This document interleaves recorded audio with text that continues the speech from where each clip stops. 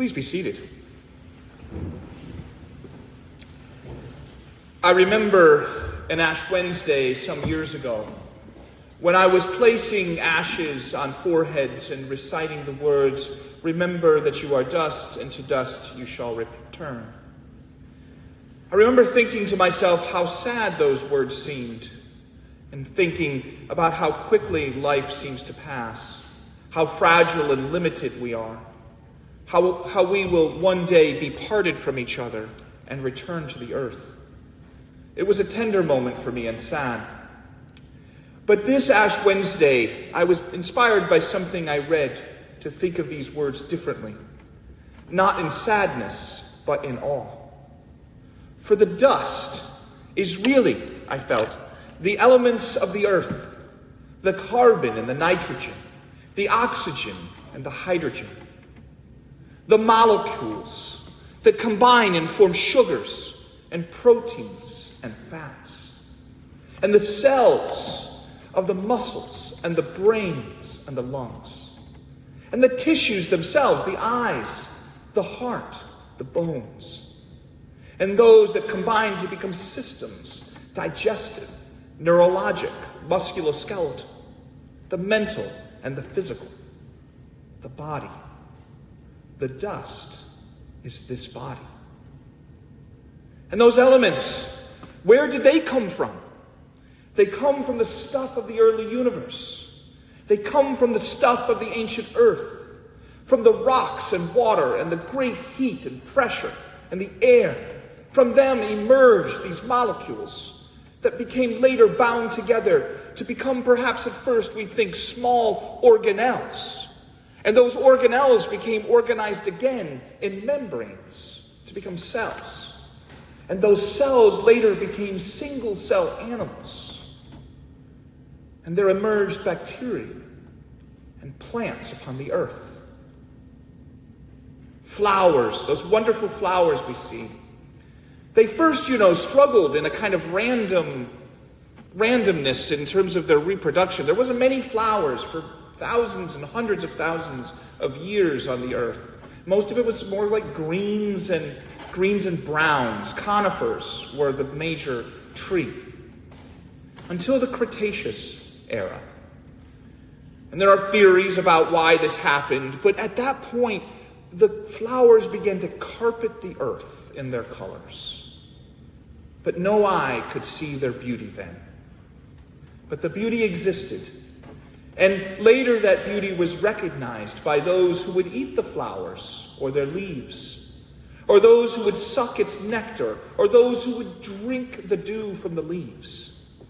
And later in their season, these flowering plants would bring forth fruit. And the fruit captured the energy of the sun, creating sugar. And that sugar would fuel the lives of animals. And one day we would emerge from this dust stuff and walk upon the earth and give the flowers names and admire their beauty and write poems, such as this one from Emily Dickinson called Bloom. Bloom is result to meet a flower and casually glance would cause one scarcely to suspect the minor circumstance assisting in the bright affair, so intricately done, and then offered as a butterfly to the meridian, to pack the bud, oppose the worm, obtain its right of dew, adjust the heat, elude the wind, escape the prowling bee. Great nature not to disappoint, awaiting her that day, to be a flower is profound responsibility. To be a flower. So you know that word Lent, where it comes from, what it means. It comes from Old English, Lenten, and it means spring. And we'll soon enter spring. In fact, this last week we've been gifted with these warm days, though unfortunately I have to tell you that it's going to turn cold again. But as we travel the next few weeks together, we'll begin to see more and more flowers bloom, more blossoms on the trees. And they'll cover the ground, blooming in their purples and their yellows and their reds and their oranges. And we will see them and admire them, and they will make us smile. And that smile will break through the worries we carry with us during this season. A moment of joy in the midst of our heartaches and anxiousness. Because that is our life, correct? Flowers that burst forth, and news of war and a new authoritarianism. Sunny and warm days, and then fear that the virus will come back. Imagining ourselves as stardust, and then getting enraged by the loss of innocent life, even in our own neighborhoods. This is our life. These are the waves that we ride through evolution and time. This being that we surf into the future. This is our life. And on this first Sunday of Lent, we hear this familiar story of the temptations. What are they really about? What is the core of this temptation? I'm going to submit to you today that the temptations are really about the devil trying to get Jesus to forget that he is human, that he is dust. And I want you to remember, we've been talking about dust and the line from Genesis. I want you to remember a section a little later from Genesis, in which the serpent is tempting Eve. What does he say to her? When she says, God told us not to eat from this tree. He said, because he was afraid that if you ate from that tree, you would become like gods.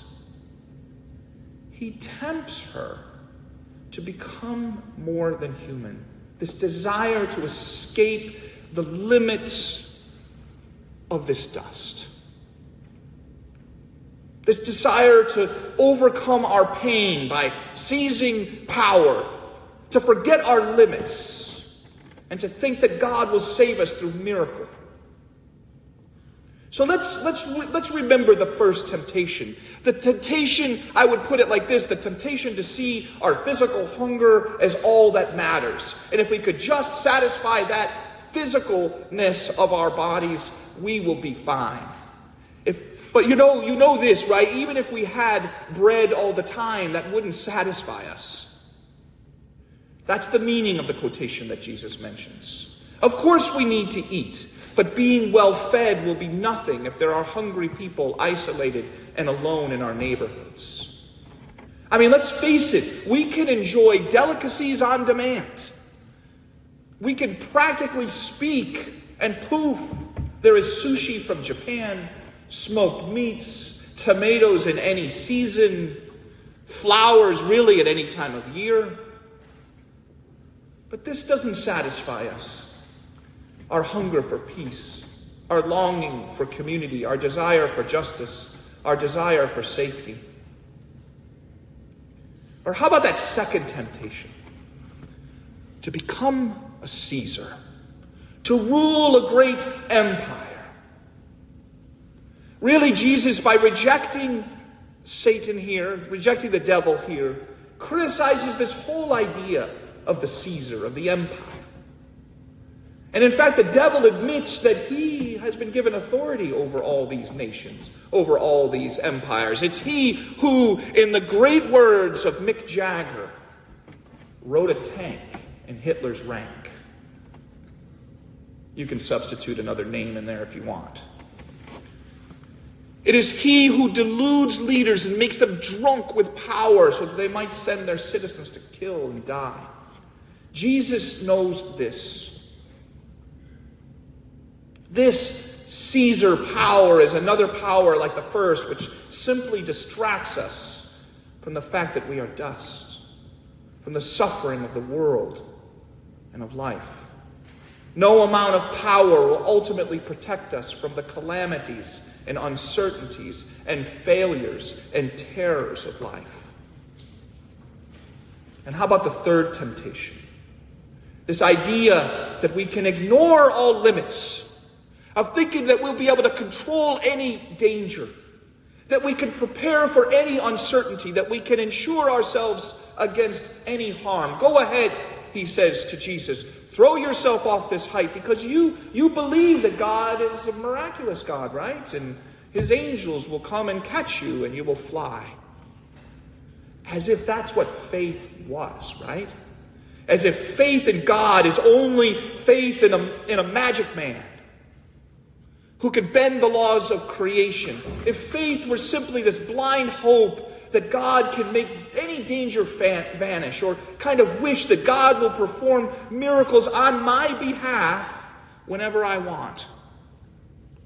What kind of faith is that that's so self-centered and not really very hopeful? For Jesus knew that there was reality and that there are limits to this dust. To test God is to say, I know you will allow me to transcend all the limits that nobody else has. The limits of this flesh, this life, this dust. And Jesus refuses that path. He refuses this path of the Caesar. And he takes his own path out of the wilderness. The devil who had been leading him, remember the Spirit leads him into the wilderness. And the devil, it says, leads him to each of the other places. And then he leaves, and Jesus is alone. And he takes his own path out of the wilderness, a path that is unique to him, that will be filled with joy and fellowship and pain and loneliness. And he calls us today to strike out on our own path. For this dust has its own history and fellowship, not just with those closest, but with all our brothers and sisters here in this community, this city, this country, this earth among the nations. But not just them. Even the animals and the plants and stones and elements, even the planets and stars, even the radiating light beams and the meteors coursing through space, even the stellar clouds and dying stars. This is our kin. And it is also Christ's. For he is at once close to us and extends through the entire universe. It was Aristotle who said, those who do not know community are one of two types, gods or beasts, but they are not human. This Lent, let us remember that we are dust, and remember that that dust makes us kin to the entire universe, and the universe to Christ. Let us see Christ in all of creation, in all creatures, and in our suffering neighbor, and in our suffering selves, and in our suffering earth. Let us remember that our hunger is not just to fill our bellies, but also to soothe our souls. Let us remember that might does not make right, and that the violence of empire is not God's way, and we must resist this type of violent power at every turn. And let us also remember that we will too come upon limits and failure and obstacles. That there is no magic man, no magic solution or miracle cure for every illness, every injustice. Let us remember that this too is our life. This too is part of that great wave of being as it emerges from the past and rolls its way into the future. And let's learn how to surf that wave. Let's learn to be surfers for Christ this Lent and face our lives with wholeheartedness and with courage and real faith. Amen.